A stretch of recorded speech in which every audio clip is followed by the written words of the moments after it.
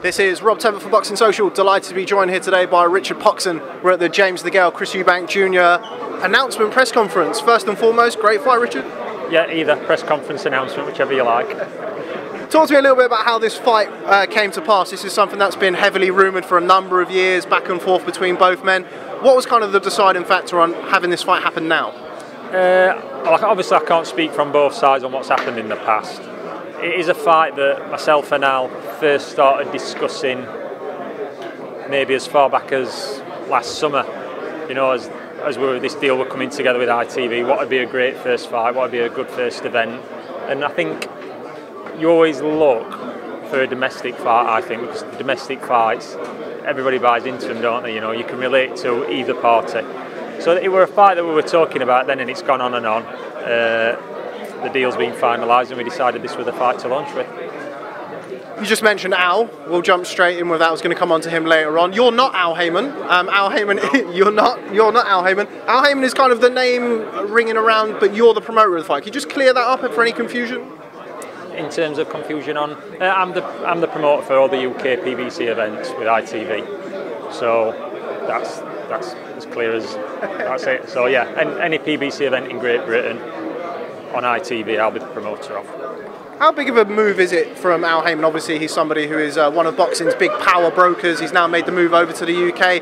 How big of a move is that for British boxing first and foremost? I think it's really good for British boxing because, you know, I'm not one of these people who works in boxing who thinks, you know, if I'm on Sky, only Sky should be doing boxing and I should do it, or if it's Channel 5, only Channel 5 should. The more boxing on the TV, the better, because the more kids, you know, fall in love with boxing and want to be boxers, and the bigger the sport gets. So I think for Al Haymon and the PBC, you know, stable of fighters to be available to people free to air on ITV with the odd pay-per-view event, America and Britain is fantastic. It's just more boxing. Now, tell me a little bit about that, because PBC was something that launched in America that was free to air. As I understand, a number of shows are going to be free to air here. This is box office. What was the thinking behind that? The thinking in terms of? Thinking in terms of having this as a box office event as opposed to a free to air. Look, it's a pay-per-view fight. You know, the expectations of both kids make it a pay-per-view fight. And with ITV, you're getting free to air shows, but you're not paying a subscription for those free to air shows. You get them, and then there'll be the odd pay-per-view. You know, if this, you know, both of the broadcasters tried to get this fight right until the very death, and if it had been on one of those broadcasters, then you'd have been paying your subscription, and then you'd have paid the pay-per-view for the fight. So, you know, it's a fight of that standing. Do you think there's, I'm sure you're going to say no, but any sense of kind of an opportunity missed of having this available to the masses on free to air? I mean, Eubank Sr. is somebody who boxed in front of 16, 17 million in the early 90s. No, not a missed opportunity, because it just comes down, like everything, Robert, it just comes down to money, doesn't it? And it's, you know, to do a free-to-air show, you couldn't generate the money needed to meet the boxers' expectations.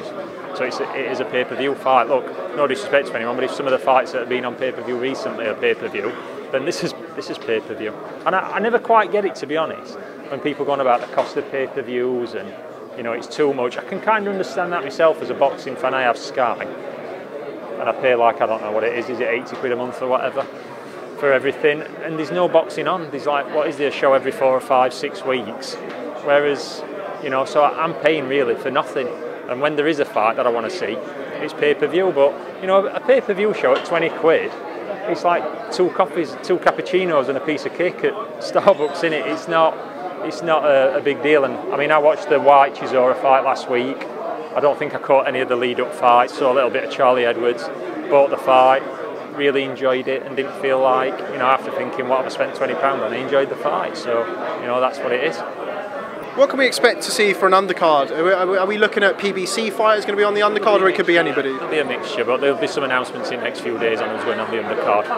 And is the plan to bring some of the American names over from PBC to box on ITV? It's first event, but in general, overall terms, yeah, there'll be, you know, what this does for boxers on both sides, so the British kids and the American kids now, it gives them a platform in either country that they can kind of, through Haymon Sports and the Premier Boxing Champions, they've got their own platform with Fox and Showtime in America, and now they've got their own platform here with ITV, so the exposure for both sets is fantastic. I appreciate this is the first of many shows to come, but what's kind of the end goal, as it were, for PBC and ITV? Well, like I said at the beginning, you know, when I was growing up, it was ITV's The Big Fight Live, and that's what the expectation is from Al Haymon and from myself and from ITV, is to put on the biggest and best events possible. This is the first one, and I'm sure from here it'll just get bigger and bigger and bigger. Just want to talk about something that James mentioned in the press conference. He called this the retirement fight. Is that something you'd agree with? No, I don't believe it's a retirement fight, because I think they're both still in, you know, James is not of an age, is he, where you'd say, yeah, he's knocking on retirement's door. Chris is as fit as a fiddle. So I don't think it is a retirement fight, but what I do think is, psychologically, whoever loses this fight, because of the animosity between them both, and how long it's kind of like fermented and built up, it'll be hard for the other one to come back maybe, or where they see themselves pitching to start again, do you know what I mean? So no, in terms of ability, is it a retirement fight? No, of course not. Conversely, where does the winner stand in the division? Obviously you've seen James DeGales has vacated his title to his cattle guy. Eubank lost to George Groves at the start of last year. Where does the winner of this fight stand? Obviously you've got Callum Smith, just won the World Boxing Super Series as well, Gilberto Ramirez. Yeah, look, there's Ramirez, there's Callum Smith. You know, James probably sees himself as #1 in division. I'm sure Callum does, I'm sure Ramirez does.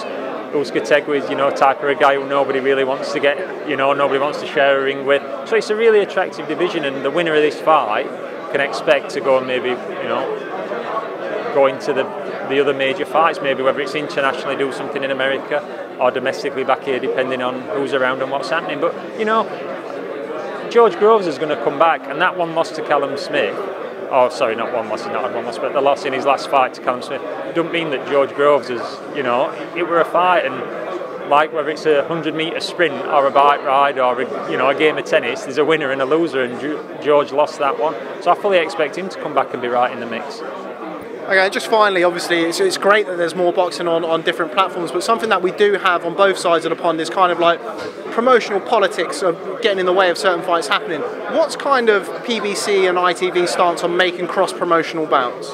Just making the biggest fights. I don't get involved, and I won't get involved in politics, because I'm not really interested in doing that. Just want to put on the biggest events and the best fights for everybody to see.